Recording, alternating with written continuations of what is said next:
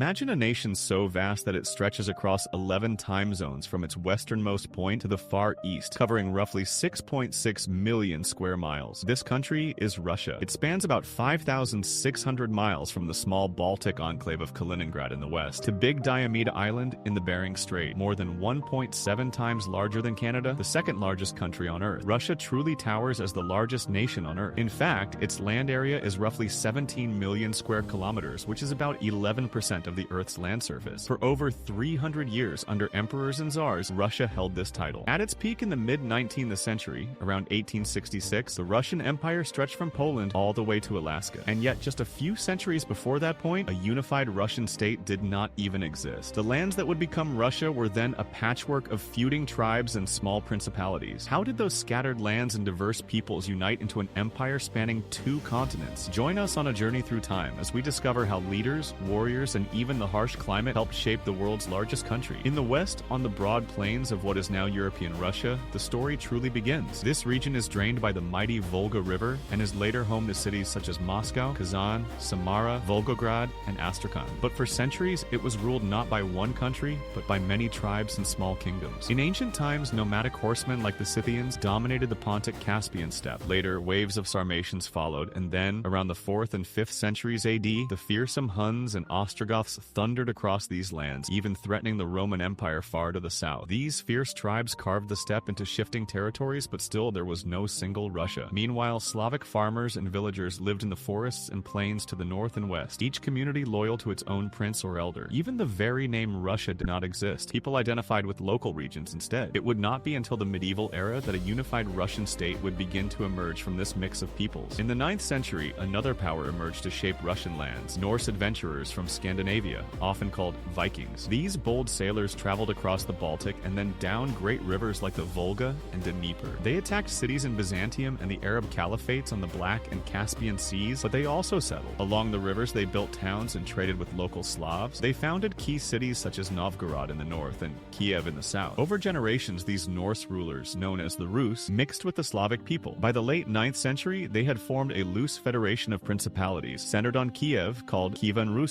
Novgorod, meanwhile, was a wealthy trading republic by the 12th century, exporting furs and goods to the Hanseatic League in northern Europe. Kievan Rus grew rich under Orthodox Christianity and a blend of Norse-Slavic culture, but by the early 1200s, new dangers were on the horizon. Over the coming centuries, Kiev's influence would decline, and the center of power in Rus would shift north to cities like Vladimir and, eventually, Moscow. In the early 13th century, a new power arrived from the east, the Mongols. Under Genghis Khan and his successors, Mongol cavalry stormed across the Eurasian steppe. In 1223, they defeated a coalition of Rus's princes at the Kalka River, then withdrew. 14 years later, they returned in force under Batu Khan, a grandson of Genghis. From 1237 to 1240, the Mongols conquered most of southern Russia, destroying Kiev and many towns. Those who survived submitted to Mongol rule. These lands became part of the Golden Horde, one of the Mongol successor states. Northern lands like Novgorod and Moscow escaped destruction only by paying tribute to the Mongols. For over 2 centuries, the Golden Horde, along with related khanates like those of Crimea and Kazan, controlled Russia. Russians later called this period the Tatar Yoke. The Mongols drew heavy tribute from Moscow, Novgorod, and other Russian cities. By the early 1400s, however, the Mongol grip was loosening as new powers rose in Asia, and the old horde began to crumble. By the 15th century, Mongol power was fading. A new Russian center of power emerged, the Duchy of Moscow. Ivan III, known as Ivan the Great, r. 1462-1505, led Moscow's rise. He conquered rival principalities and gradually brought all of northern Russia under his control. In 1478, Ivan III defeated and absorbed the Republic of Novgorod. He also took over smaller states like Tver and Pskov. Under his rule, a more centralized Russian state stretched from the forests around Lake Ilmen down to the Volga River. In 1480, Ivan III stopped paying tribute to the Mongols, effectively declaring Russia's independence from the Golden Horde. Ivan III laid the foundations of the Russian Empire. His grandson Ivan IV would build on them. In 1547, Ivan IV was crowned the first Tsar of all Russia. He took the title Tsar to signal that Russia was now ruled by an emperor. As Tsar, Ivan IV, the Terrible, expanded Russia's borders. In 1552, he conquered the Tatar Khanate of Kazan, and in 1556, he added Astrakhan along the Volga. These victories extended Russian rule all the way to the Caspian Sea and further south. Russia was becoming a true empire. While Russia grew in the west, explorers pushed east beyond the Urals into Siberia. In the late 16th century, the Tsar sent out bands of hardy hardy Cossack adventurers to probe unknown lands. Led by men like Yermak Timofeyevich, these horsemen captured the Tatar Khanate of Sibir in western Siberia in the 1580s. This victory opened a gateway into Siberia. Over the next century, Russian traders and explorers moved steadily east. By the 1600s, they were crossing Siberia, following rivers all the way to the Pacific. Small forts and settlements sprang up from the Urals to the Kamchatka Peninsula. In the 18th century, Russia even looked across the sea. Danish-born navigator Vitus Bering, sailing for Russia,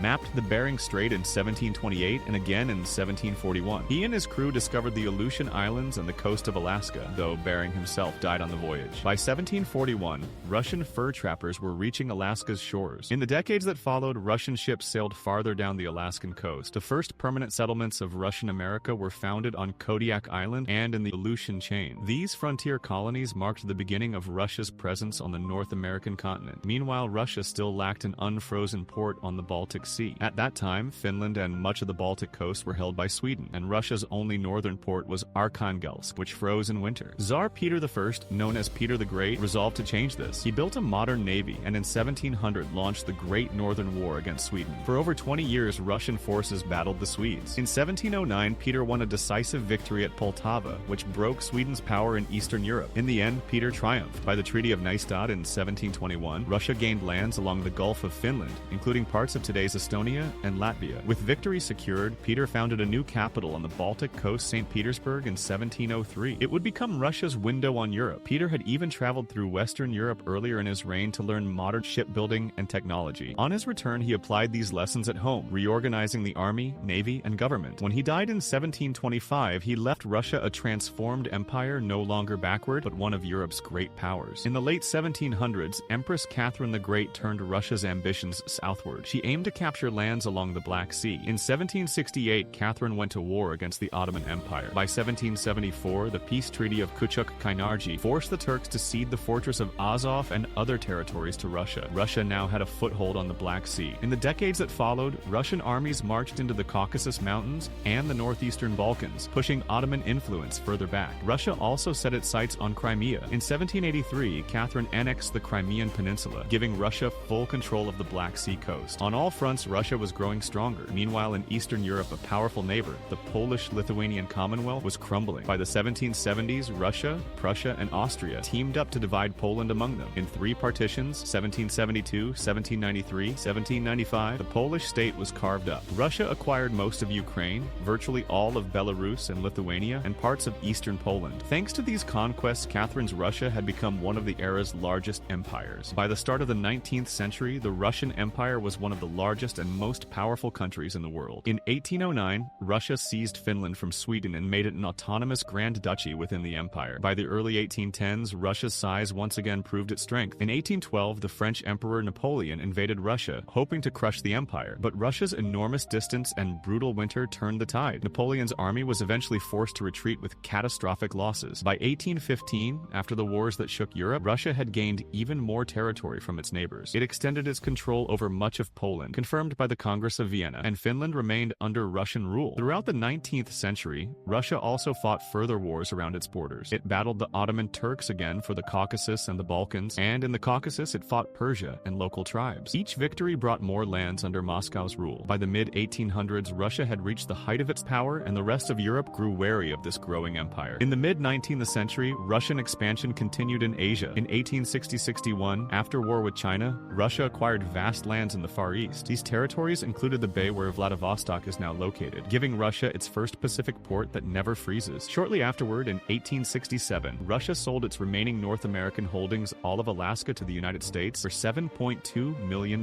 Now, without overseas colonies, Moscow directed its ambition towards Central Asia. Russian armies marched into the great khanates of Khiva and Bukhara in what are now Kazakhstan, Uzbekistan, Turkmenistan, and Tajikistan. In 1868, Russian forces captured Samarkand, and by 1873, the khanates of Khiva and Bukhara had fallen. Its armies now reached the edge of Afghanistan. Britain, which ruled India to the south, watched these moves with alarm. The struggle for influence in this region became known as the Great Game. Both the British and Russians vied for control of Afghanistan and Persia, but in the end, neither side fully annexed Afghanistan. By the late 1800s, Russia had extended its empire across the vast steppes toward Afghanistan and Persia, stopping short of direct conquest. By the late 19th century, Russia's advance in Europe had alarmed the other other great powers. In 1877-78, the Tsar fought yet another war against the Ottoman Turks. Russian armies captured key cities in the Balkans, winning battles like Plevna and moving close to Istanbul. Europe's other powers feared the Ottomans might collapse and allow Russia to control the route to the Mediterranean. To prevent this, at the Congress of Berlin, 1878, the European nations intervened. Russia was not allowed to take Constantinople. Instead, new states were carved out of the weakening Ottoman lands. Bulgaria, Romania, and Serbia became independent, though within Russia's sphere of influence. Russia also took territory in the Caucasus from the Ottomans, including the provinces of Batumi, Kars, and Ardahan. Russia gained the right to protect Orthodox Christians in the Ottoman Empire, but the prospect of reaching the Mediterranean had to be set aside. After 1878, Russia's ambitions in the Balkans were kept in check by the new balance of power. Europe now balanced Russian power in the region,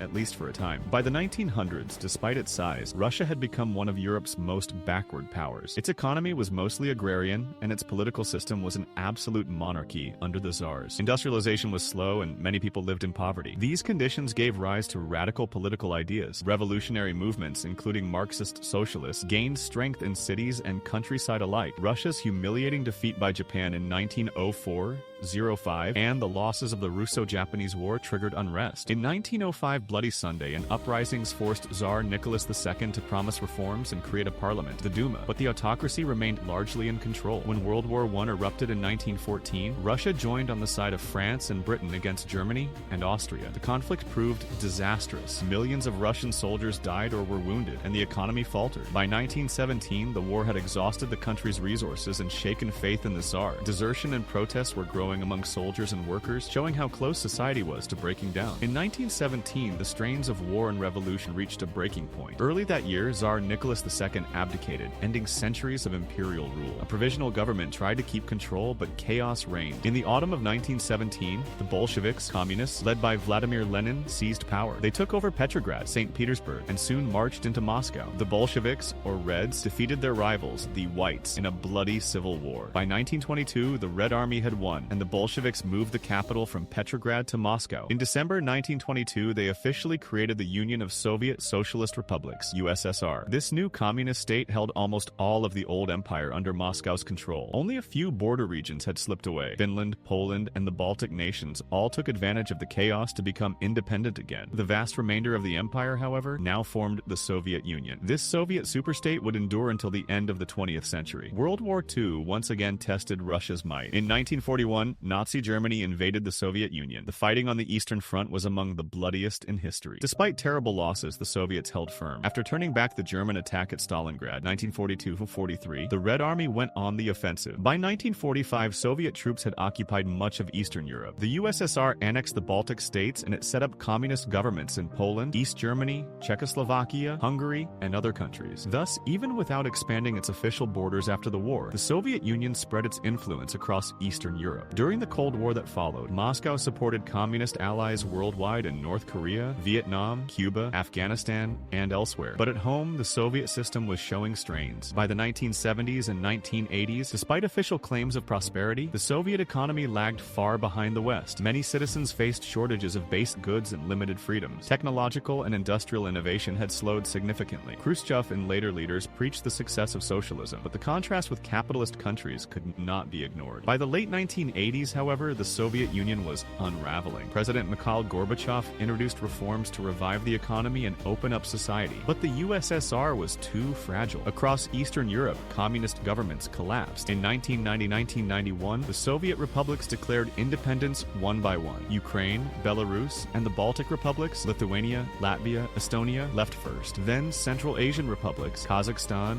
Uzbekistan, Turkmenistan, Tajikistan, Kyrgyzstan, broke away, along with the nations of the Caucasus, Georgia, Armenia, Azerbaijan. By the end of 1991, the Soviet Union had dissolved. In its place came 15 independent states, with the largest being the Russian Federation. Modern Russia inherited most of the old Soviet territory and remains by far the world's largest country. For the first time in centuries, however, Russia was no longer part of one vast empire. What began as scattered tribes on the medieval plains of Europe had become, at its height, the greatest empire the world had known. Through conquest, diplomacy, and resilience, these lands had grown into the nation we know today. From patchwork beginnings to a superpower spanning continents, Russia's long story of expansion is one of ambition and endurance.